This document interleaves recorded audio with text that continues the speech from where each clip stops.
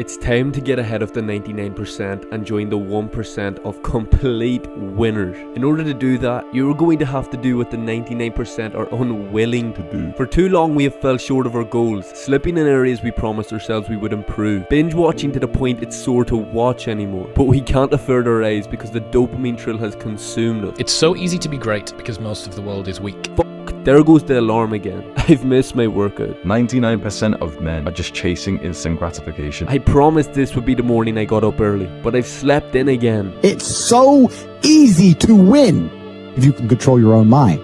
This happened to me over and over again for nearly 3 whole years, and 99% of people are stuck here. See, it's actually easy to be in the top 1% of people improving themselves. It's just the majority are doing it wrong. Beating your competition isn't about some big act that you've done. It's just about showing up every day and literally just setting the intention to try and do it a little bit better. But what I didn't realize is the top 1% understand some ideas that the rest don't. And by following this video, I'll show you what you need to do in order to be in the 1%. If you're a fucking savage and you get out there and you grind hard and you want it bad enough, you can run all these guys over, man. See, I was always anxious, I was behind in life, comparing myself to all the people my age who were doing far better than me. And that's because I was constantly falling short of my potential, always procrastinating my tasks and always making false promises to myself on how tomorrow I was going to take such immense action. But tomorrow never came. Promise yourself. Promise yourself you'll be the best person. To be in the top 1%, you must, and I mean must, set a big audacious goal for yourself. 99% of people in the world are convinced they are incapable of achieving great things, so they aim for the mediocre. The level of competition is thus fiercest for realistic goals, paradoxically making them the most time and energy consuming. You can separate yourself from the pack so much more easily by being consistent than by being talented or enthusiastic. 90% of podcasts don't make it past episode 3, and of the 90% that do, 90% don't make it past episode 20. So by making 21 podcast episodes, you're in the top % of all podcasters ever in history. Consistency beats talent and enthusiasm. See, the 1% know that when setting any goal for yourself, you must hold the fail and evolve mindset. Let me explain. I was always in relatively good shape, but nowhere where I wanted to be. So I set myself the goal of getting in my ideal shape. That was an audacious goal for me, because it's hard to put in the work required consistently to go to the gym and achieve my ideal physique. I failed, I procrastinated the workout, I compromised on some of my sets, I wasn't seeing the results I wanted to see. So what happened? I failed and evolved. I was forced to cut out my bad habits and adopt new ones, which was eating the right foods, pushing myself through the pain of each set, consuming enough protein per pound of body weight, having a good enough sleep schedule, and cutting out procrastinating my workout. See, I flipped the failure on its head by evolving. The same with my pursuit of YouTube. I didn't know how to edit at first. My first few videos were awful, but I've kept failing and evolving. In order to keep evolving, I've been forced to cut out bad habits from my life each time I've wanted to overcome a new obstacle and reach a new level. In both endeavors, I still have huge strides I need to make, but that's good because I'm going to keep growing because of it.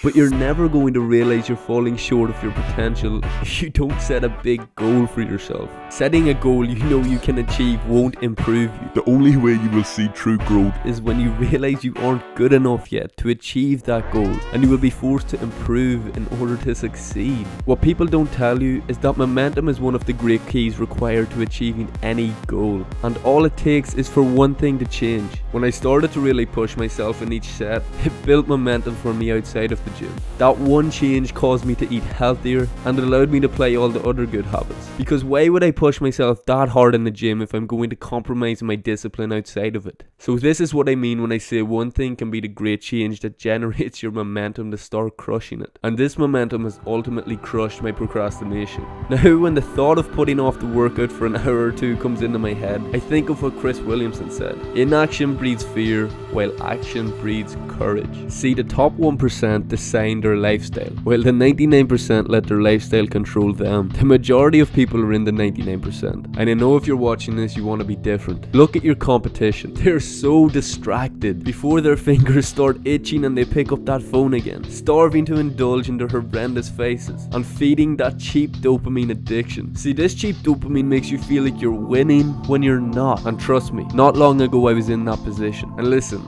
I know if you're watching this, you're already ahead of a lot of people. So to get ahead of 99% of people, it will require you to delay gratification. This means avoid cheap dopamine rewards, like shitty foods, binging social media, or watching a full season of anime in one day. You know in the back of your head when a face is no good for you. Giving up these cheap rewards for the delayed dopamine rewards, like the feeling after a hard workout, or finishing a hard task you kept putting off and reaching all the goals you set for yourself that day. And the amazing feeling you get from doing these hard tasks is so superior to the 10-second dopamine high you get from the social media fix that makes you feel anxious afterward. I done a dopamine detox for a month in the summer, where I cut out all my bad faces. I always thought that people were over-exaggerating the whole dopamine detox thing. But it wasn't until I completed the month that I realized its true power. The feeling was so euphoric. It was the most productive month I've had since starting YouTube. Doing the work felt as easy as sitting and playing the PlayStation. I couldn't put the work down, it was so much fun. This is because my base dopamine level reset back to what it should have been, and it made less stimulating tasks instantly more rewarding again. To get ahead of the 99% in these next few months, you must move with intention.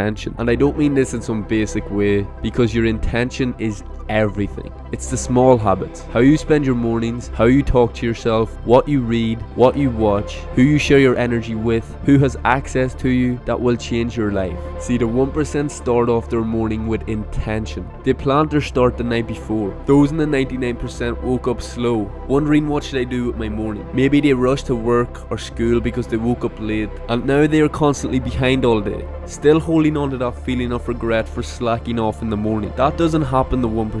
The intention was set, and now they keep compounding their wins. Moving with intention means talking to yourself in a forcefully positive manner, essentially programming your mind for success. You're not sitting around doubting yourself all day and constantly shaming yourself in your head. See, when you put in the work you intended to do, you have no reason to shame or doubt yourself. And you don't let others put you down either, because you just don't care. When they say you're the sum of the 5 people you spend the most time with, why not spend that time around people who are go-getters and inspire you? Take David Goggins for example. He moves with pure intention. Do you think the 5 closest people in his circle are constantly filling him with doubt and telling him he can't do this and that? No. He cut them people off a long time ago. He only has go-getters. Why would he let people fill his mind with insufficient thoughts? There is literally zero benefit. This also goes for who you are watching online. Maybe you don't realize it, but what you are consuming online directly affects your thoughts. So be conscious about what you're consuming. Over the summer, I was listening to a lot of motivational and productive podcast episodes, and without realizing it, these people's mindsets were rubbing off on me in an extremely positive manner. So understand you can program your mind for success by consuming the right information consistently. Lastly, you gotta hold the right mindset to be in the top 1%. I know I talked about mindset in my last video, but you gotta ask yourself, how badly do you really want to succeed? Yeah, like everything, until you find some momentum, it's gonna be hard, but that's okay. Again, I'm human and struggle the same as you, but whenever I get frustrated that a task is too hard, I remember this quote from Alex Ramosi: "This is what hard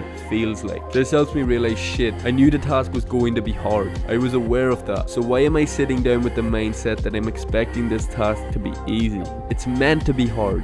Being in the top 1% isn't going to be easy. If it was, everyone would be in it. Some days I really struggle and simply just don't want to follow through with the mission. But it's far less painful to feel the pain of doing a hard task than feeling the pain of regret when you're older and looking back at what your life could have been. Peace.